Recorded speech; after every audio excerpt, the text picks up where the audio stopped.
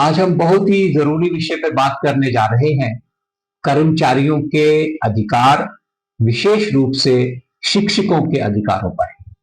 Therefore, let's first of all understand कि एक workman क्या है, एम्प्लॉय क्या है, एक प्रोफेशनल क्या है, इनमें अंतर क्या है। क्या टीचर वर्कमैन है, क्या टीचर प्रोफेशनल है, या क्या टीचर एम्प्लॉय है। देखिए, दुर्भाग्य से अधिकतर टीचर्स जो है इन तीनों टर्म्स में अंतर नहीं समझते हैं और इसी भ्रम में वो अपने कानूनी अधिकारों से वंचित रह जाते हैं। सबसे पहले समझते हैं कि वर्कमैन कौन होता है। वर्कमैन वो व्यक्ति होता है जो मैनुअल रूप से काम करता है, टेक्निकल काम करता है, क्लरिकल या सुपरवाइजरी काम करता है। उसे इंडस्ट्रियल डिस्प्यूट एक्ट के तहत वर्कमैन कहा जाता है।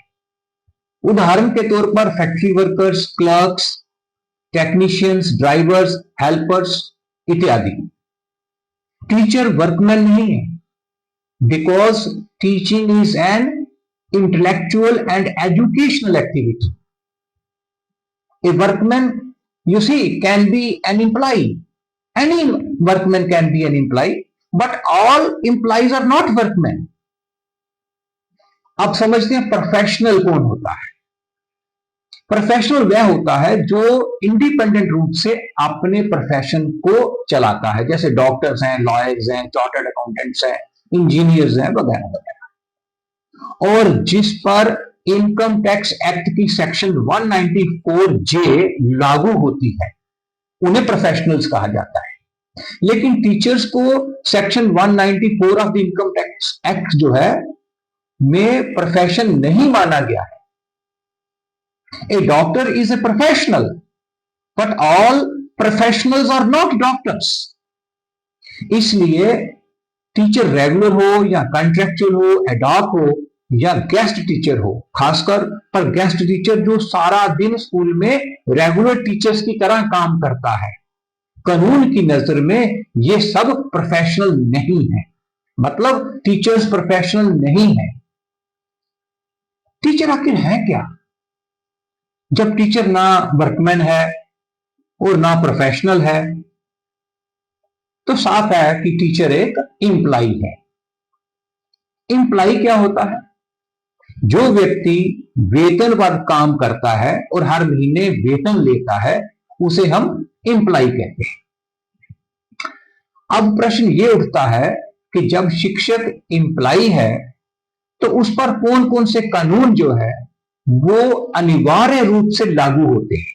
जैसे ईपीएफ एक्ट है 1952 का, employees state insurance act of 1948 का, पेमेंट ऑफ वेजेस एक्ट है, पेमेंट ऑफ ग्रेचुटी एक्ट है, मैटरनिटी लीव बेनिफिट एक्ट है, और इनकम टैक्स एक्ट है, कॉन्ट्रैक्ट एक्ट है, स्टेट एजुकेशन एक्ट है, एंड सो ऑन।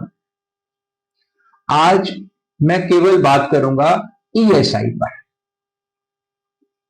ईएसआई क्या होता है? Employees state insurance. Under the ministry of labour and employment, ESI यानी कि जैसे मैंने बताया एम्प्लॉइज स्टेट इंश्योरेंस, इसमें क्या होता है कि अगर किसी भी एम्प्लॉय की ग्रॉस सैलरी 21,000 तक है तो एम्प्लॉय का कंट्रीब्यूशन 0.75% उसकी ग्रॉस सैलरी से होगा और एम्प्लॉयर्स कंट्रीब्यूशन जो है 3.25% उसकी ग्रॉस सैलरी से होगा। और ये एक तरह से इंश्योरेंस पॉलिसी है, आपकी मेडिकल पॉलिसी है। इसके बदले में आपको और आपके परिवार को क्या मिलता है? Free medical treatment, maternity leave benefit, बीमारी में अप्रोक्सीमेटली 70% वेजेस मिलते हैं, एक्सीडेंट सिक्योरिटी है। ये ईएसआई एक सोशल सिक्योरिटी स्कीम है, ये भी कानूनी तौर पे अनिवार्य है। अब देखिए, ईपीएफ में पैसा आपका रहता है और ईएसआई में सुविधाएं आपके और आपके परिवार दोनों को मिलती हैं। इसलिए ये कानूनी रूप से ईएसआई जो है मैंडेटरी है। खास तौर पर ये उन टीचर्स के लिए मैंडेटरी है जो फुल टाइम टीचर्स के रूप में स्कूलों में काम करते हैं। उनका ईपीएफ और ईएसआई दोनों काटना जरूरी है। देखिए, ईपीएफ की जगह टीडीएस अंडर सेक्शन 194 जे काटना वो गलत है, और जहां पे ईएसआई कटने के लिए टीचर्स योग्य है उसको ये नहीं काटना, वो भी ये गैर कानूनी है।